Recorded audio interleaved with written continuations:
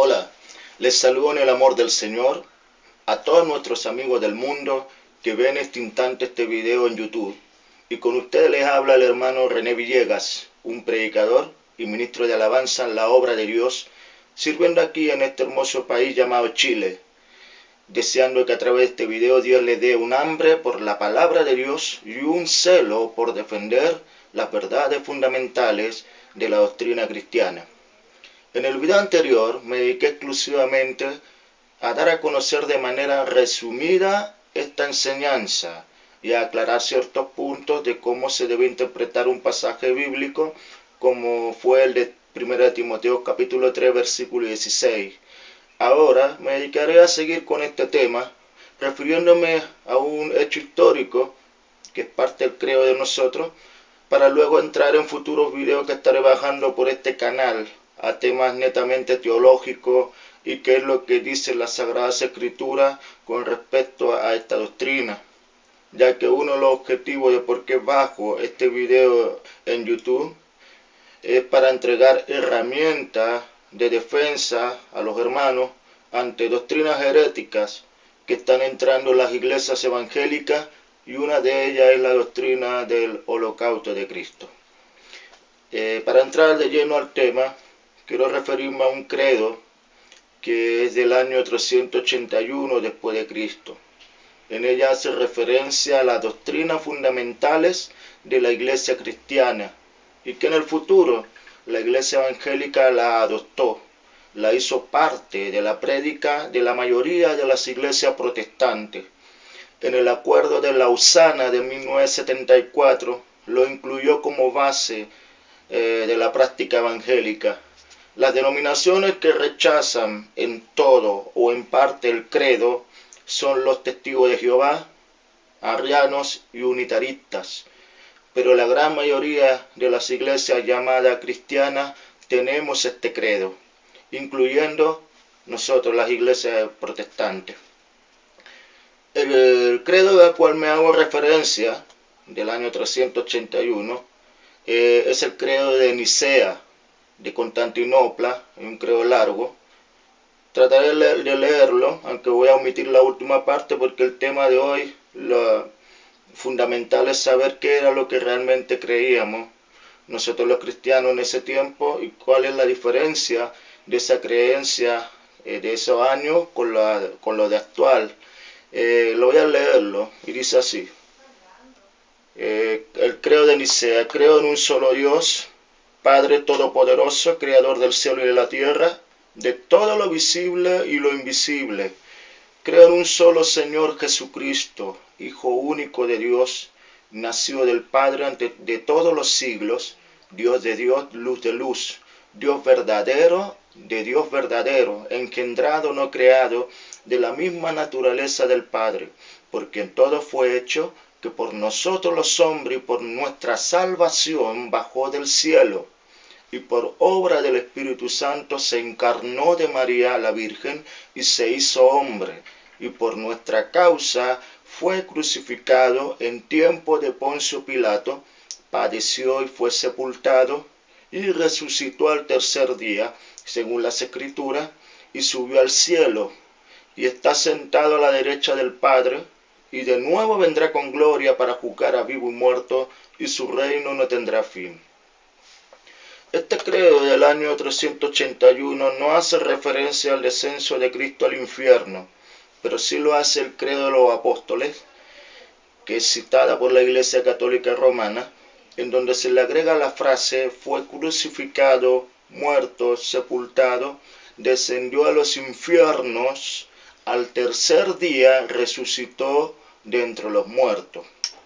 Ahora bien, en la Sagrada Escritura, en la escritura hebrea, la palabra usada para describir el lugar de muerte es Sheol, y simplemente significa lugar de los muertos, o el lugar de partida de las almas espíritu, y la palabra griega utilizada en el Nuevo Testamento para infierno es Hades, que también se refiere al lugar de los muertos.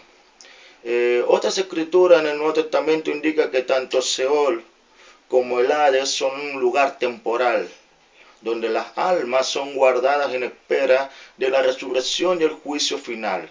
Esto lo podemos ver en Apocalipsis capítulo 20, versículo 11 al 15. Lo puede leerlo ahí donde usted se encuentra, en donde nos da una clara distinción sobre esos dos lugares. El infierno, el lago de fuego, es el lugar final y permanente del juicio para los perdidos. Así que Jesús no fue al infierno, porque infierno es un lugar futuro que entrará en funciones después del juicio del gran trono blanco. Y eso lo podemos ver en Apocalipsis 20, versículos 11 al 15. Así que en esa parte del credo difiero en algo con respecto al uso de la palabra infierno. Pero ¿fue Jesús al Seol, al Hades? Mi respuesta es sí. Está basada en la Biblia, en la carta a los Efesios, en el capítulo 4, versículo 8 al 10, y primera de Pedro, capítulo 3, versículo 18 al 20.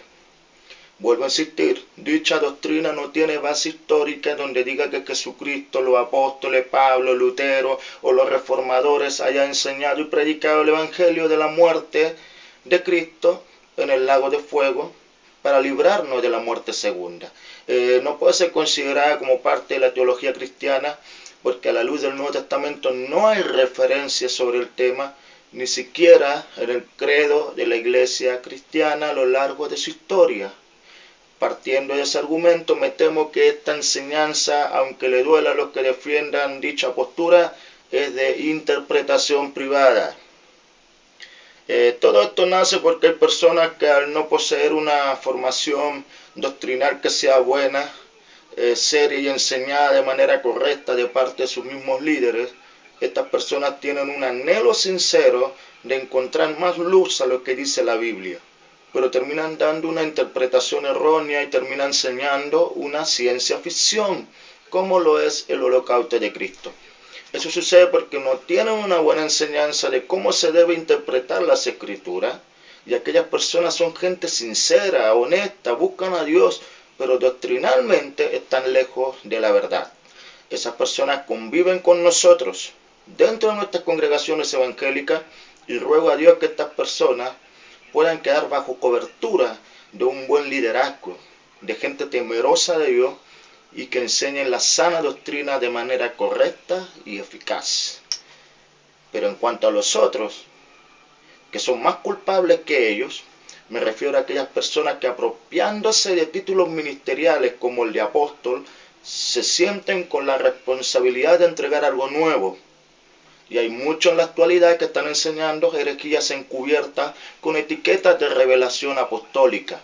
Y los hermanos de dichas congregaciones escuchan a ellos y le apoyan diciendo amén.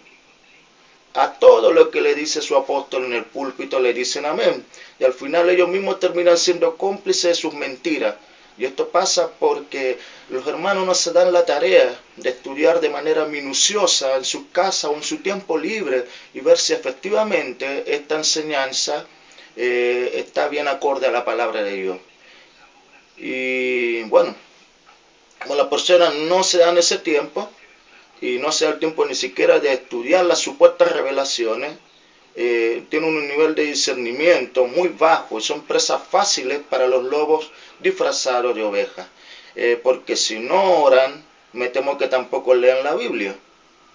Lamentablemente, mis queridos oyentes, la doctrina del holocausto de Cristo es una enseñanza que se ha introducido de manera muy inteligente dentro de las congregaciones en diferentes partes del mundo.